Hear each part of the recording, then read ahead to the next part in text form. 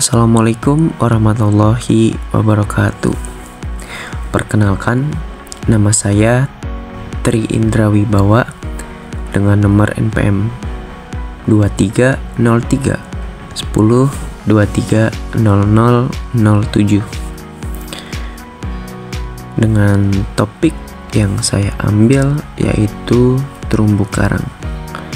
Video ini bertemakan mengenal, melindungi, dan mengelola konservasi terumbu karang di Indonesia, terutama di Pulau Derawan. Terumbu karang adalah salah satu ekosistem khas yang ditemukan di perairan pesisir wilayah tropis. Karang adalah hewan tak bertulang belakang yang termasuk dalam film Cnidaria. Hidup dalam bentuk individu kecil yang disebut dengan polip. Setiap polip memiliki kantong kecil berisi air yang dikelilingi oleh tentakel yang berfungsi untuk menangkap makanan. Polip-polip ini hidup dalam koloni dan saling terhubung melalui jaringan hidup, membentuk struktur yang lebih besar. Terumbu adalah struktur keras di dasar laut yang terbentuk dari endapan kalsium karbonat yang dihasilkan terutama oleh koloni karang keras yang membentuk dasar ekonomi yang kokoh dan kompleks. Dengan demikian, terumbu karang adalah struktur alami yang dibentuk oleh aktivitas biologis karang serta menjadi habitat penting bagi berbagai biota laut. Ekosistem ini memainkan peran penting dalam menjaga keanekaragaman hayati dan menjaga keseimbangan ekologi laut tropis.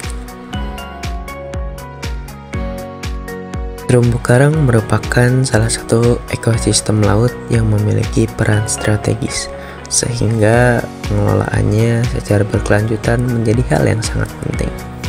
Terumbu karang memiliki fungsi ekologis, antara lain sebagai habitat, tempat mencari makan atau feeding ground, tempat pemijahan atau spawning ground, tempat asuhan dan pembesaran atau nursery ground bagi berbagai jenis biota laut. Terumbu karang juga membantu menjaga keseimbangan ekosistem pesisir karena mereka memiliki kemampuan untuk melindungi pantai dari abrasi dan ombak besar, serta mendukung keberadaan ekosistem lain seperti hutan mangrove dan padang lamun. Secara ekonomis, terumbu karang menjadi aset penting bagi masyarakat pesisir di Pulau Derawan, khususnya dalam sektor perikanan tangkap dan pariwisata bahari. Banyak nelayan bergantung pada keberadaan ikan-ikan karang, sementara kegiatan wisata seperti diving dan snorkeling menjadi sumber pendapatan utama di wilayah tersebut. Ekosistem terumbu karang, meskipun tampak kokoh karena fungsinya sebagai pemecah arus gelombang laut, ternyata sangat rentan terhadap perubahan iklim. Kelestarian terumbu karang dapat terancam oleh aktivitas antropogenik seperti aktivitas wisata yang tidak ramah lingkungan, penangkapan ikan yang merusak, dan perubahan kimia air laut seperti suhu laut yang tidak normal. Di Indonesia, tekanan terhadap ekosistem terumbu karang berasal dari aktivitas manusia dan faktor alami yang berdampak besar terhadap kerusakan ekosistem ini. Beberapa penelitian bahkan menunjukkan bahwa dampak dari aktivitas manusia bersifat lebih kronis dan permanen dibandingkan faktor alam. Salah satu contoh nyata adalah penggunaan bahan peledak dalam kegiatan penangkapan ikan yang masih marak terjadi, termasuk di perairan Pulau Derawan. Praktik ini secara langsung merusak struktur terumbu karang dan mengancam kelangsungan sumber daya ikan. Selain aktivitas penangkapan, pariwisata juga berkontribusi terhadap kerusakan terumbu karang. Banyak wisatawan yang tidak menyadari bahwa menyentuh atau menginjak karang dapat merusaknya. Faktor lain yang menyebabkan kerusakan terumbu karang adalah sampah laut.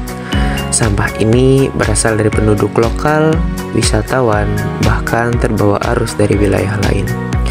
Sampah yang menempel di karang dapat menghambat proses fotosintesis dan dapat membahayakan kehidupan ikan maupun terumbu itu sendiri. Pulau Derawan kini menghadapi persoalan sampah yang semakin meningkat seiring bertambahnya jumlah wisatawan. Pada tahun 2024, menurut BPS Kabupaten Berau, jumlah wisatawan yang mengunjungi Pulau Derawan mencapai 34.160 orang. Peningkatan jumlah wisatawan ini berdampak langsung pada peningkatan jumlah sampah yang pada akhirnya turut merusak ekosistem terumbu karang di sekitar Pulau Derawan. Untuk menjaga keberlanjutan ekosistem terumbu karang di Pulau Derawan, diperlukan strategi konservasi yang tidak hanya berfokus pada pelindungan lingkungan, tetapi juga mempertimbangkan faktor sosial, ekonomi, dan kelembagaan. Strategi konservasi yang tepat adalah partisipatif, berbasis ekonomi, dan adaptif terhadap kondisi lapangan. Salah satu pendekatan utama yang relevan untuk diterapkan di Pulau Derawan adalah geomanagement, yaitu bentuk kerjasama antara pemerintah, masyarakat lokal, organisasi non-pemerintah seperti WWF, dan sektor swasta. Dengan pendekatan ini, pengelolaan kawasan konservasi tidak hanya bergantung pada suatu pihak, melainkan berbagai tanggung jawab dan kewenangan secara adil. Pokdarwis Sumping Nusa dapat bertindak sebagai pelaksana di lapangan, sementara pemerintah membuat kebijakan dan mengawasi, dan mitra seperti WWF memberikan dukungan teknis dan edukasi. Selain itu, prinsip pengelolaan perikanan berbasis ekosistem atau EBFM harus menjadi dasar strategi konservasi. Prinsip ini menekankan bahwa pengelolaan perikanan harus mempertimbangkan seluruh komponen ekosistem, bukan hanya spesies yang ditargetkan. Ada kemungkinan untuk mewujudkan EBFM di Pulau Derawan dengan membuat zona wisata edukatif, zona perlindungan inti, dan zona pemanfaatan terbatas, agar ekosistem tetap berfungsi sambil tetap memberikan manfaat ekonomi. Strategi ini sejalan dengan upaya rehabilitasi terumbu karang menggunakan metode Pilrock dan dapat diperkuat dengan program monitoring rutin dan patroli teratur. Strategi konservasi di Pulau Derawan dapat diarahkan untuk melindungi keanekaragaman hayati laut dan memastikan keberlanjutan sosial dan ekonomi masyarakat pesisir yang bergantung pada ekosistem dengan menerapkan pendekatan geomanagement dan EBFM secara terintegrasi. Jujur, dari awal saya nggak menyangka kalau belajar tentang konservasi terumbu karang bisa membawa saya sejauh ini. Saya jadi benar-benar paham bahwa terumbu karang bukan cuma soal keindahan laut, tapi juga soal kehidupan bagi ikan, bagi masyarakat, bahkan bagi kita semua. Terumbu karang di Pulau Derawan bukan hanya rumah bagi ribuan biota laut, tapi juga menjadi sumber kehidupan dan kebanggaan bagi masyarakat lokal. Maka, menjaga keberadaannya adalah tanggung jawab kita bersama. Proses ini juga menjadi pengalaman berharga buat saya secara pribadi.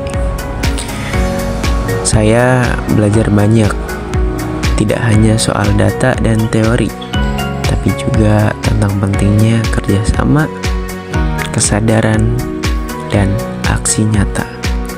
Semoga video ini bisa memberikan manfaat dan semoga kita semua bisa mulai dari hal-hal kecil seperti peduli saat berwisata, tidak membuang sampah ke laut, dan membagikan pengetahuan kepada orang yang tidak tahu. Terima kasih sudah menonton sampai akhir. Jangan lupa, laut bukan warisan nenek moyang, tapi titipan untuk generasi masa depan. Terima kasih. Wassalamualaikum warahmatullahi wabarakatuh.